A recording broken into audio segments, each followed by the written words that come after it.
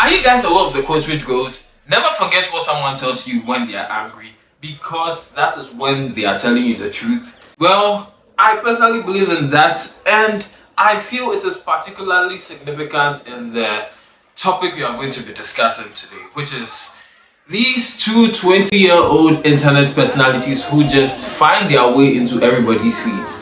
I don't personally know of anybody who goes out and searches for Peller and Jarvis. Why? That's even a question for the people that do.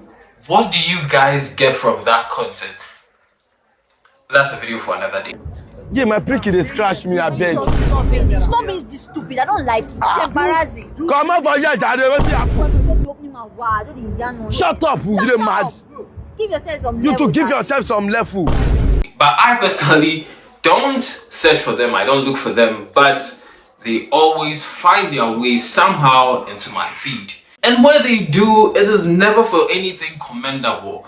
Over 90% of the time, maybe 95% of the time, if Peller is involved, it is for something terrible. It's for something insensitive, something you will think about and go, why did this person do this? Why does this person's brain work this way?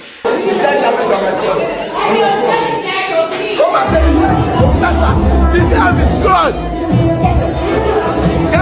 She said I'm his cross. She said it. I like my brother. Oh, you don't like the woman. We are a man. We are a man. Peller is barely in the news for anything positive. And that is true for this time. Because a few days ago, he and his girlfriend, Jarvis, or business partner, nobody actually knows what they are doing. I personally think they are dating, but it's all about the business. Their relationship is mostly centered about business and building their brands. That's why I think it might not be the truth, but who cares?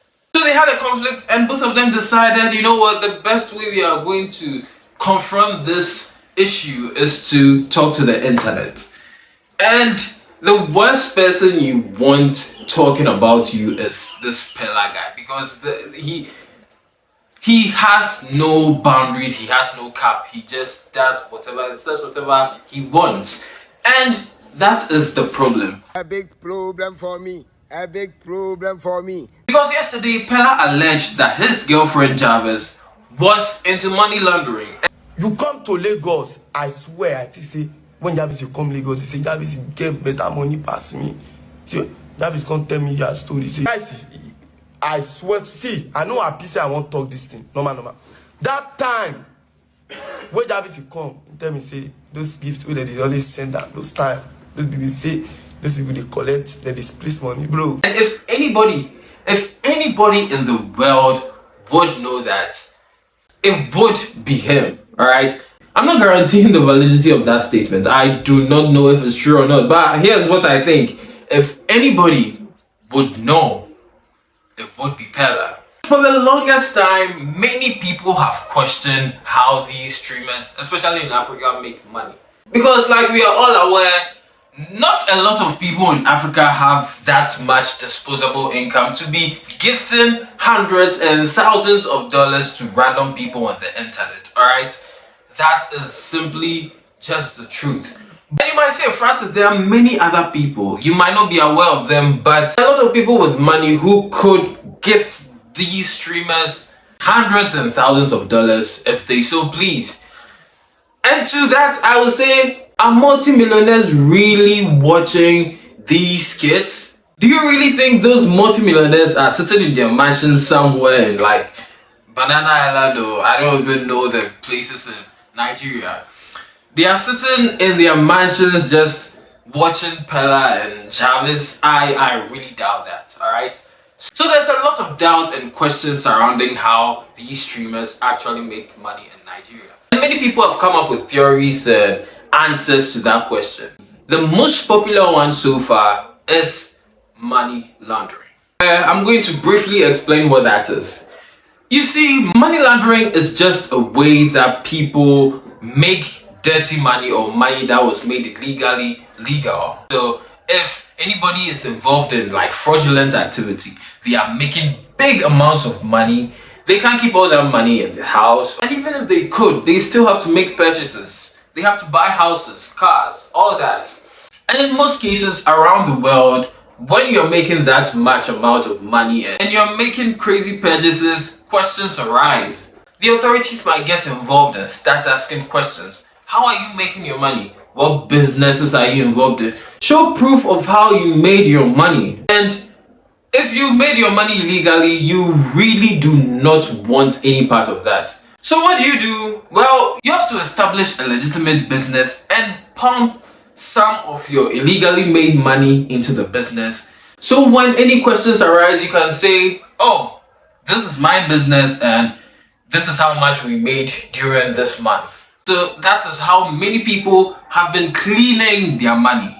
And this is what Peller is accusing his own girlfriend of. So according to Peller, the girl comes on live and she'll be doing her regular activities, just performing for the camera. Meanwhile, she would have made some plans with people involved in these money laundering schemes. And the people would give her outrageous amounts of money. They would hide behind these anonymous accounts so the money cannot be traced back to them, and guarantee that their activity would go through smoothly without any glitches. So once all these monies are gifted to the girl and her stream ends, she then goes and splits the money 50-50 with the people who gifted her the money in the first place. Now, this, if true, was told to Peller in confidence. No, I'm not in their room. I don't know what is true and what's not. But for this guy to come out and say this outright, I don't think he just put it out of thin air.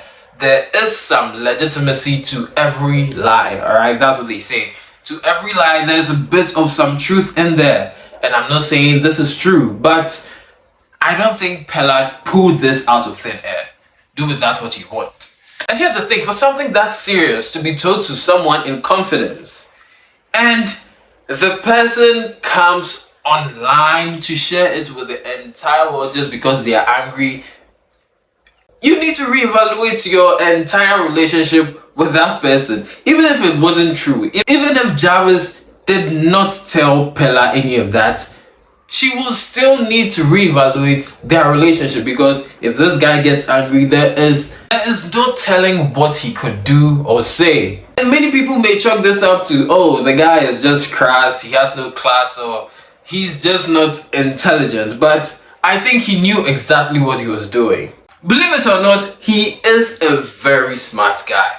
He might not be knowledgeable, but it would be a huge mistake to diminish that guy's intelligence. This is a guy who has made millions of naira online. By being unconventional, he has been able to make an entire career out of literally nothing. For what he lacks in conventional academic knowledge, he has made up for with hustle and street knowledge. So he's pretty smart. Jarvis, on the other hand, is well educated. I think she completed secondary school. I'm not really sure about tertiary, but he seems to be very educated. And that has been a major point for many people. People have been asking questions. Why is Jarvis doing this? Why is this beautiful, educated girl in a relationship with Peller? That's all I'm going to say. To many people, myself included, it doesn't make a lot of sense. But love does what it does, alright? Love does what it does. If they claim they're in love, power to them, good for them. But I'm not buying it, okay? No, I won't buy what you guys are trying to sell me. There's no love in there. There might be attachment, but to call it love, that's a bit of a stretch. Except it's coming from Peller, then sure. He might genuinely love the girl, but I don't think it's reciprocated. So that's that. But Jarvis, Ma'am. what went through your mind when he got down on his knees? Actually, I didn't expect something like that there. Or the first thing I went through my mind was no. Like the no was very loud in my head. I had to battle myself to just come to conclusion. You Because think number of one, I'm where not a this prof- boy Will you have let me? been saying with Can you you in let the me hospital. speak? Me, I always woman, I dey beg first. Now me the only beg. This one no dey ever beg. See, call. Now me they call Jarvis first. Jarvis no dey call me. I just want to let you know that what people have been saying is true. That I'm actually using you as an adult woman that marrying me.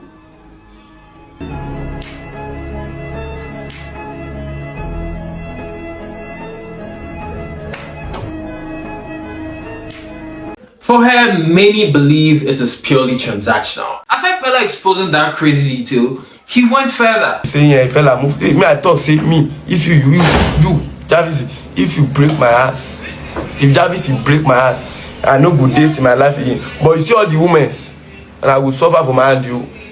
I will do you people like Brother Kabiru. Brother Kabiru is somebody in my house that time. Different girls, douches with them. That is how I will not even be said again, and she will regret this because I will do bad thing for her. This takes me to what I said in the beginning of the video. Do not forget what someone says when they are angry, because they might be telling you the truth.